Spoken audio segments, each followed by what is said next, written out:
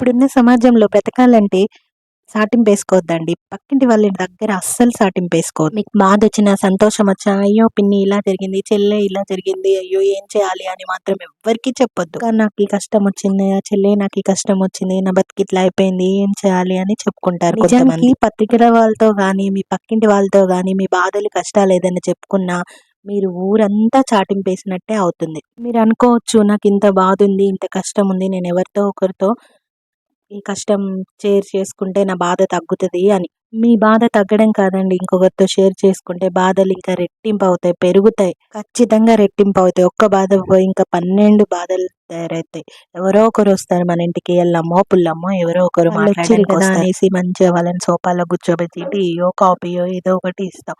వాళ్ళు కూర్చొని 2, 3 గంటలవుతది. నీ సోఫా అరిగిపోయి ఉంటది. నువ్విచ్చిన టీ, నీళ్ళు మంచిగా తాగుతారు.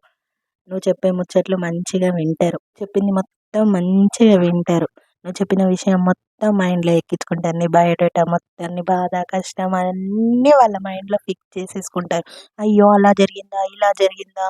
అని మన ముందు అంటారు. కానీ లోపల దీనికి ఇలాగే జరగాలి, ఇట్లనే జరగాలని అయితే వాళ్ళు లోపల అనుకుంటారు. అయ్యో! పిన్ని అలా జరిగిందా? అయ్యో! చెల్లి ఇలా జరిగిందా? అయ్యో! అక్క ఎంత కష్టం వచ్చిందా? అయ్యో! అయ్యో! అయ్యో! అని అంటారు మన ముందైతే. లోపల మాత్రం వాళ్ళు చాలా మహానందంగా ఫీల్ అవుతారు. మీ బాధలన్నీ వాళ్ళకి చెప్తుంటే వాళ్ళు సంతోషపడుతూ మంచిగా అయింది దీనికి ఇప్పటికి గానీ ఇట్లా జరగాల్సిందే అని అనుకుంటారు. లోపల సంతోషపడుతున్నారని నీకు తెలియక హమ్మయ్య! నా బాధ అయితే మొత్తం చెప్పేసుకున్నాను. నా మనసు కొంచెం తేలిక పడింది. ఇప్పుడు ప్రశాంతంగా ఉంది. నా లోపలున్న బాధ మొత్తం చెప్పేసి నా మనసుని తేలిక చేసుకున్నా అని సంతోషపడతావు. కానీ వాళ్ళు నీ బయోడేటా మొత్తం లాగి ఊరంతా ప్రచారం చేస్తాము అనేసి సంతోషపడుతూ ఉంటారు. ఇంక వాళ్ళు మీ ఇంటి నుంచి బయటికెళ్ళిన తర్వాత ఉంటది ఆనందపడతారు. ఇంక బయటికెళ్ళిన తర్వాత ఇంకా 10 మందికి చెప్తారు. ఆ 10 మంది పోయి ఇంకో 10 మంది, ఇంకో 10 మంది పోయి ఇంకో 10 మంది, ఇట్లా 100 మంది మొత్తం ఊరంతా పాకుతది.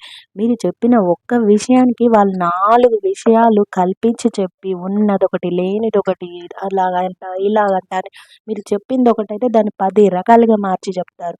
ఆ 10 మంది దగ్గర 10 రకాలుగా మారితే అప్పుడు ఎన్ని రకాలుగా మారుతాయో, అప్పుడు ఎన్ని సమస్యలొస్తాయో ఒక్కసారి మీరే ఆలోచించుకోండి. నువ్వు చెప్పిన ఒక్క స్టోరీని 4 రకాలుగా డివైడ్ చేసి 40 మందికి 40 రకాల స్టోరీలాగా చెప్తూ ఉంటారు. ఆనందపడిపోతుంటారు. అప్పుడు నీ బాధ తగ్గడం కాదు, రెట్టింపు లెవెల్‌లో వెళ్ళిపోతది. ఉన్న ఒక్క బాధ కాస్త 40 బాధలుగా మారిపోతా ఉంటాయి.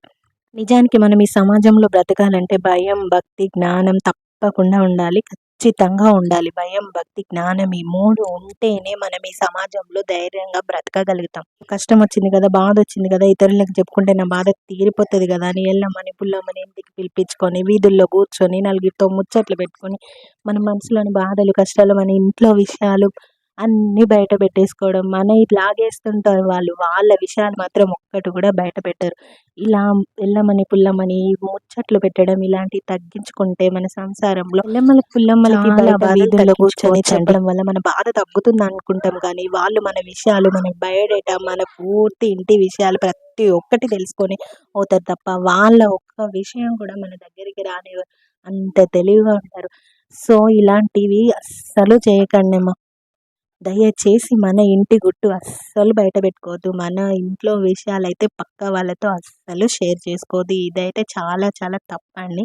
చూడండి ఇలాంటి సమాజంలో మనం ఉన్నాము. మనకేదైనా బాధ, కష్టం వస్తే అది ఆ సమయంలో మాత్రమే ఉంటది. ఆ టైం దాటిపోయిన తర్వాత మనకు గుర్తుండదు. ఈరోజు జరిగింది రేపు గుర్తుండదు. రేపు కాకపోతే ఎల్లుండి, తర్వాత కొద్ది రోజులకైనా మనం ఆ బాధ, కష్టం మర్చిపోతాం. ఫస్ట్ ఉన్నంత బాధ తర్వాత ఉండదు, ఎప్పటికీ ఉండదు. ఈ రోజు ఉన్నట్టు రేపు అస్సలు ఉండదు. ఈ రోజు గుర్తున్నంత బాధ రేపటికి తగ్గిపోతుంది. మన రిలేటివ్స్ ఎంతమంది ఉన్నా ఒకటి గుర్తుపెట్టుకోండి, వ్యక్తి ఒక్కరు మాత్రమే ఉంటారు. మన బాధలు, కష్టాలు తెలుసుకోగలిగిన వాళ్ళు మాత్రం వాళ్ళతో తప్ప ఇంకెవ్వరితో షేర్ చేసుకోండి వద్దండి. ప్లీజ్ దయచేసి చెప్తున్నా. మనల్ని అర్థం చేసుకోగలిగిన ఆ ఒక్క వ్యక్తితో తప్ప ఇంకా మిగతా ఎవరితో మన బాధలు, కష్టాలు షేర్ చేసుకోవద్దు. ఆ ఒక్క వ్యక్తి ఎవరంటే మన హస్బెండ్ అయి ఉండొచ్చు, అమ్మాయి ఉండొచ్చు, నాన్న ఉండొచ్చు. ఇంకా మనల్ని అర్థం చేసుకునే వాళ్ళకి తప్ప మిగతా ఎవ్వరికి మనమైతే మన విషయాలు షేర్ చేసుకోవద్దండి.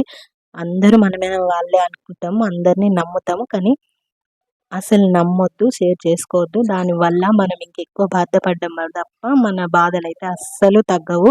ఇది బాగా గుర్తుపెట్టుకోండి. అమ్మ నాన్న కావచ్చు, మన కట్టుకున్న భర్త కావచ్చు, భార్య కావచ్చు, వీళ్ళు తప్ప మనల్ని అర్థం చేసుకునే వీళ్ళు తప్ప మిగతా ఎంత దగ్గర వాళ్ళైనా కూడా మనము అస్సలు మన బాధల్ని, కష్టాలని షేర్ చేసుకోవద్దు. మనకు అండగా ఉండేదంటే వీళ్ళే. దయచేసి ఈ ఒకటి